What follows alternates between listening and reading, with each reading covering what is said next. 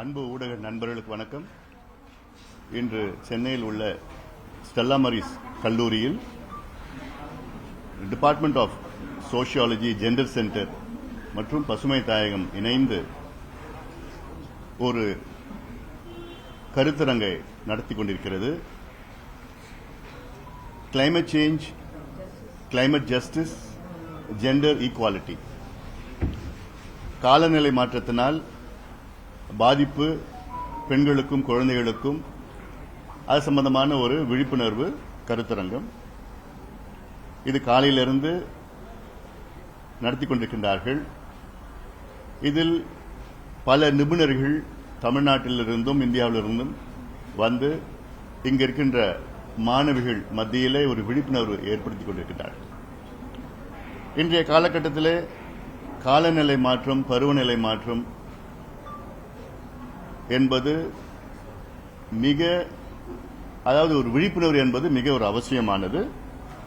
குறிப்பாக இளைஞர்கள் மத்தியிலே அவர்களுக்கு இது சம்பந்தமான எந்த தகவலும் சேருவது கிடையாது. அந்த அடிப்படையில் தான் இப்பொழுது இந்த பிரபல ஸ்டெல்லா மரிஸ் கல்லூரியிலே இது நடைபெற்றுக் கொண்டிருக்கிறது. இந்த கல்லூரி நிறுவனத்திற்கு என்னுடைய பாராட்டுகளை தெரிவிக்கின்றேன். சமீபத்தில் சென்னையிலே பெரும் வெள்ளம்.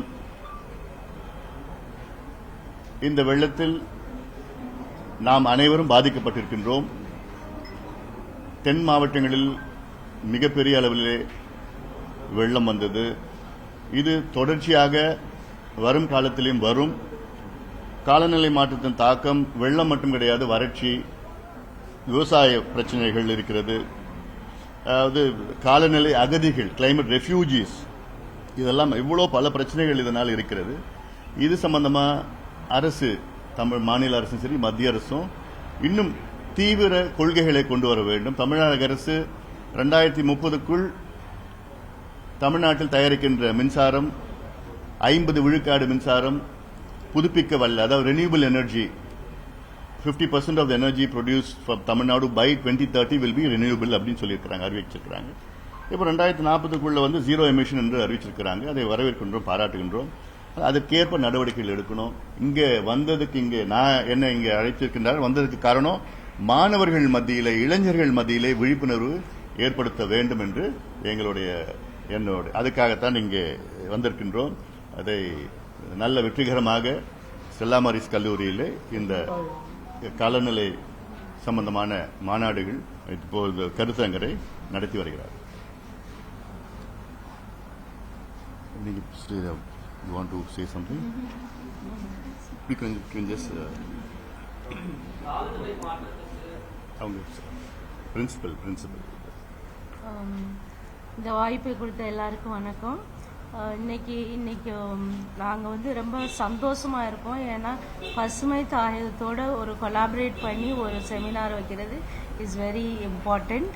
And also sir doctor Anbumani MP, when he was talking to the students or in his welcome address, he said how important climate change, how it is affecting every human being, species and planet Earth. How important that we need to react to it positively, how to reduce these kind of climate conditions, how we need to react positively, react to the climate, positively add to the changes that happens. So that was he created awareness through his speech, as well as he also said that we need to react, not only here but react at our own space. That was very important and students were very much happy, and we are also happy to collaborate with them in the near future. Thank you. ஏன்னா இதுக்கேற்ப கொள்கைகள், அதாவது போக்குவரத்து கொள்கை, transport policy இருக்கு. அப்புறம் பொது போக்குவரத்து அதிகப்படுத்தணும், பூங்காக்கள் கொண்டு வரணும், கிரீன் ஸ்பேஸ் கொண்டு வரணும், மரங்கள் அதிக நடணும். அதே போன்ற விவசாய நிலங்களை பாதுகாக்கணும்.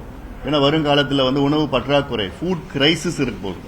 இது நான் வருங்காலம்னா நான் அடுத்த 50 வருஷம் நான் சொல்லலை, அடுத்த 5 ஆண்டுகளிலே வரும். இன்னைக்கு வந்து ஏன் அரிசி 12 ரூபா விலை ஏற்றிட்டாங்க?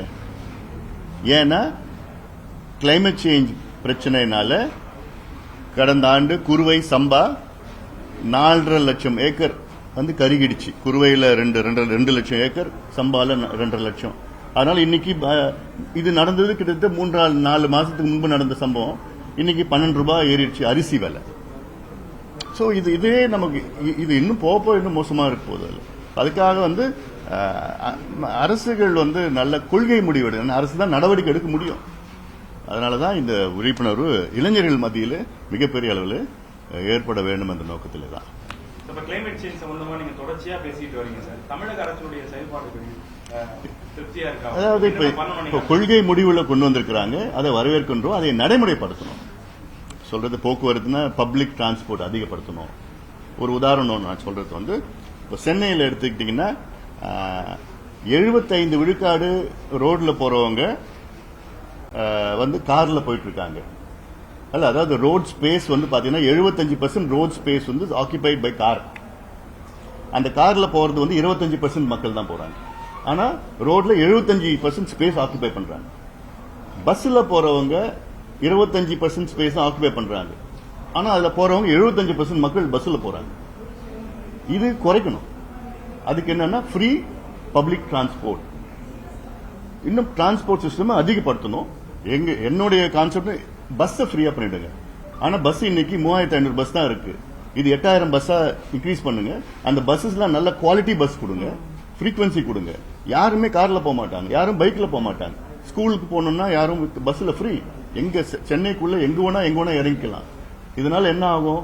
டிரான்ஸ்போர்ட்னால ரோடு வேர் அண்ட் டேர் குறையும், பொல்யூஷன் குறையும், ஆக்சிடென்ட்ஸ் குறையும். அப்புறம் எக்கானமி இன்க்ரீஸ் ஆகும்.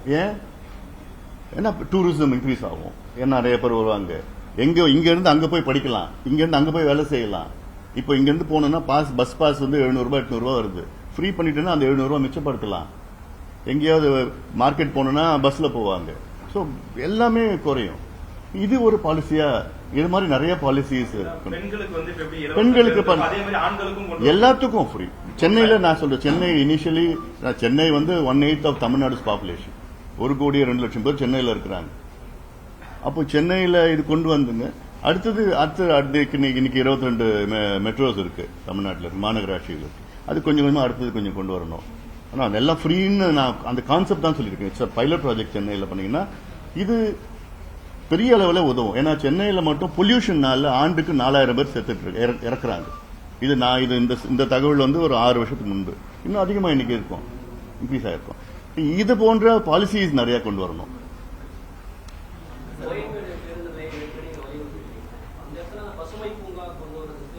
இது மக்கள் எல்லாமே அன்னைக்கு இது ஏத்துக்கிறாங்க. சென்னையில பூங்காக்கள் வேணும். சென்னையில மொத்தம் 770 பூங்காக்கள் இருக்கிறது. அந்த 870 பூங்காக்கள்ல 775 பூங்காக்கள் வந்து 2 ஏக்கர் 3 ஏக்கருக்கு குறைவான பூங்காக்கள். ஒரு கிட்டத்தட்ட 100 பூங்காக்கள் மட்டும்தான் 5 ஏக்கர் 7 ஏக்கர் 10 ஏக்கர் இருக்கு. பெரிய பூங்கா செம்மொழி பூங்கா இப்போதைக்கு 20 ஏக்கர். தொல்காப்பியர் பூங்கா வந்து பாத்தீங்கன்னா அது 300 ஏக்கர். ஆனா அது வந்து இந்த மியாவாக்கி ஃபாரஸ்ட் இருக்கு, அங்க நடக்க முடியாது, ஒன்னும் மக்கள் பயன்படுத்த முடியாது. அதெல்லாம் தியோசிபிக்கல், அது வந்து உள்ள யாரும் போக முடியாது, பப்ளிக் போக முடியாது. அப்போ இப்ப டெல்லியில மேரோலி பூங்கா இருக்கு, 250 ஏக்கர் இருக்கு. லோதி பூங்கா 90 ஏக்கர்ல இருக்கு. பெங்களூர்ல கபன் பூங்கா இருக்கு, சிம்ஸ் பார்க், கபன் பார்க் இருக்கு. ஒவ்வொரு சிட்டிலையும் இருக்கு. நியூயார்க்ல சென்ட்ரல் பார்க் இருக்கு, 870 ஏக்கர்ஸ். அது லண்டன்ல ஹைட் பார்க் 350 ஏக்கர் இருக்கு. சென்னையில 20 ஏக்கர் போதுமான. சென்னையில 100 ஏக்கர் பூங்காக்கள் 4 தொடங்குங்க. பொதுமக்கள் அங்க இருக்கணும். உடற்பயிற்சி, நடைப்பயிற்சி, கிரீன் ஸ்பேஸ், லங் ஸ்பேஸ். சென்னைக்கு ஒரு லங் ஸ்பேஸ் வேணும். ஏன்னா மாட்டோம் பில்டிங் கட்டிட்டு இருக்கீங்க. நான் அன்னைக்கு சொல்றேன், எல்ஐசி பில்டிங் மேல ஒரு 30 வருஷத்துக்கு முன்னாடி போய் நின்று பார்த்தா பசுமையா இருந்தது, சென்னை பச்சையா இருக்கு. இன்னைக்கு போய் பார்த்தா எல்லாம் பில்டிங்ஸா இருக்கு. எங்க போச்சு மரங்கள்? அப்புறம் நம்ம என்ன, what are we going for, looking forward. So இது போன்ற பாலிசிஸ் நிறைய கொண்டு வரணும். அதுதான் எங்களுக்கு கான்செப்ட் அவேர்னஸ் பண்ணணும். அது எதான் சொல்றேன். அப்போ இன்னும் ஒரு 24 ஆயிடுச்சு, இன்னும் 6 வருஷம் தான் இருக்கு. 2030க்குள்ள நீங்க renewable energy 50% of production renewable energy மாத்தணும்னு சொல்றீங்க. தமிழ்நாடுடைய பவர் ப்ரொடக்ஷன் வந்து 36,000 மெகாவாட்ஸ் இருக்கு. 36,000 மெகாவாட்ஸ்ல வெறும் 7,000 மெகாவாட்ஸ் தான் ரெனியூபிள் இன்னைக்கு இருக்கு. நான் போத் பப்ளிக் அண்ட் பிரைவேட் சொல்றேன் நான். So you need to increase it to at least இன்னொரு 15,000 மெகாவாட் இன்னொரு 6 வருஷத்துல நீ பண்ணணும். பொட்டன்ஷியல் இருக்கு. இந்தியாவிலே அதிகமா விண்ட் எனர்ஜி தமிழ்நாட்டில். ஆனா இன்னைக்கு செகண்ட் ஆயிடுச்சு, குஜராத் ஓவர்டேக் பண்ணிடுச்சு. ஏன்? இன்னும் கொஞ்சம் பண்ணணும். விண்ட் இல்ல, பொட்டன்ஷியல் இருக்கு, சோலார் இருக்கு, விண்ட் இருக்கு. அதனால இதுல ஃபோக்கஸ் பண்ணணும், இதுல கான்சென்ட்ரேட் பண்ணணும். ஆமா ஆமா ஆமா. அப்புறம் அதுக்கு வேற எங்கேயும் போவாங்க. அடுத்த செஷன்லாம் இருக்கு. அதெல்லாம்